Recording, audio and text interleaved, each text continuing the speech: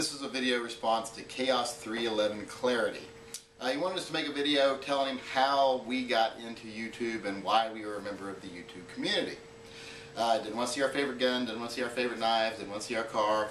You've all seen my favorite guns, you've all seen my favorite knife, and I drive a family sedan full of kids' toys in the back, so that's nothing I'd want to show you anyway. So I have no problem staying away from those things. But to answer the question of how I got started in YouTube and why I'm a member of the YouTube community, I got started quite by accident. Someone had asked me repeatedly on a gun forum how to take the slide off of a Smith & Wesson 645. And since it was hard to describe, I just made a little video, posted it on YouTube, told him to go look at it. I noticed other people started looking at it. I did another video that introduced some people to a car CW9, just gave a quick tabletop review. Even before I even knew what a tabletop review was, a lot of people watched that. I kind of went away for like 2 years after I made those videos. Those were back in 2009. I made them quick, put them up. Never really came back to YouTube much. Didn't watch it much. I never have been much of a YouTube watcher. Came back a little later, started seeing some gun reviews, started researching guns on YouTube, realized it was a good resource for that.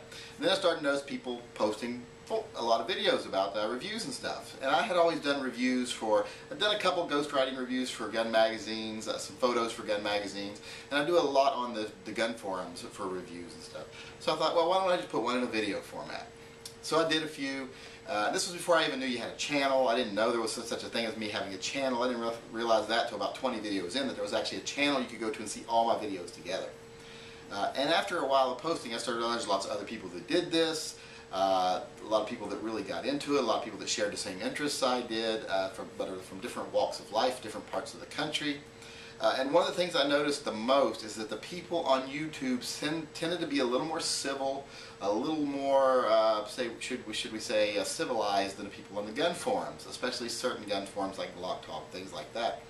And one of the reasons I think is it's not quite as anonymous. You know, there's not as much anonymity there because you are showing yourself a lot of the time. You're talking with your own voice. You're not typing.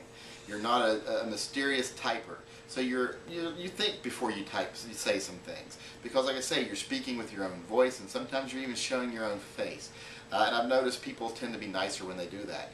And the more I hung around, the more I noticed that there were a whole lot of really nice guys on here that shared a common interest. From doctors to mechanics to you know, black, white, Hispanic, you know, everything.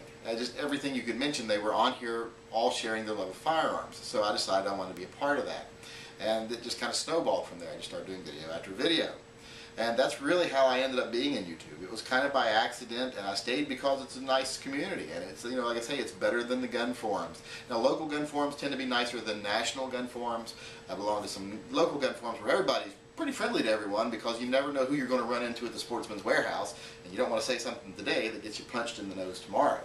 But on the national forums, people, you know, like I say, they have that complete anonymity, so they say whatever they want, and they usually just say things just to be jerks. Now, YouTube has its trolls, but they're so easy to ignore and so easy to just delete their comments, and you don't have to put up with their BS on YouTube.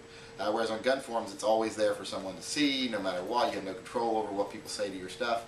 So I really like that aspect of YouTube, and since I've been here ever since, and I tend to be here for quite a while longer.